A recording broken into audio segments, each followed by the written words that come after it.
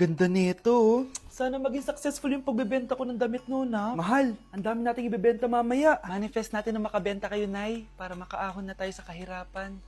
Hindi ako makapaniwalang nabili ko na yung pangarap kong tig 200,000 na relo. Wow, ang ganda niyan, Tay. Anak, tignan mo to binili sa akin ng tatay mo. Diba ang ganda? Hala, di ba mahal yan, Nay? Mas mahal pa to sa bahay ng kapitbahay natin, no? Magbebenta ulit kami mamaya para mas marami tayong pera. Anak, binilang kita ng kotse. Gamitin mo to pag pupunta ka ng school, ha? Ha? Tay, di ko naman po kailangan ng kotse. Kaya ko naman po mag-commute. Gumastos pa tuloy kayo. Dami mo naman sinasabi, anak. Sige na, puntahan mo na sa labas. Wow! May sarili na akong sasakyan. Wow, ang ganda naman ng bagong kotse mo, Scarlett. Ay, salamat po. Hindi ka ba nagtataka, Scarlett, kung bakit ang bilis niyong yumaman? Galing yun sa pagbebenta ng damit nila, nanay. Ang dami na nga nila mamahaling gamit ngayon, eh. Sure ka ba?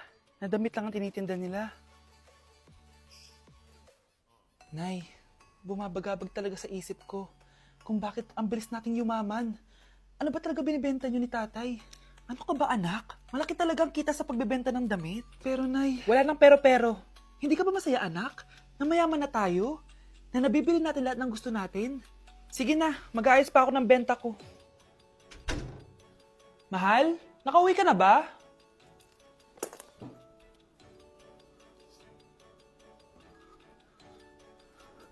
Ano ba talagang laman neto? Nagbebenta sila ng laman loob ng tao. Wow, sobrang ganda, mahal. Buti naman nagustuhan mo, mahal. Nga pala, kinuha ko na yung laman loob ng kapitbahay natin. Si Rosa? Malaki pera na naman to. Mahal, hindi dapat malaman ni Scarlett to, ha? Ano yun?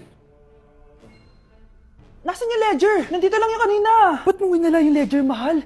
Nandun lahat ng mga sikreto natin. Sinong tao dyan?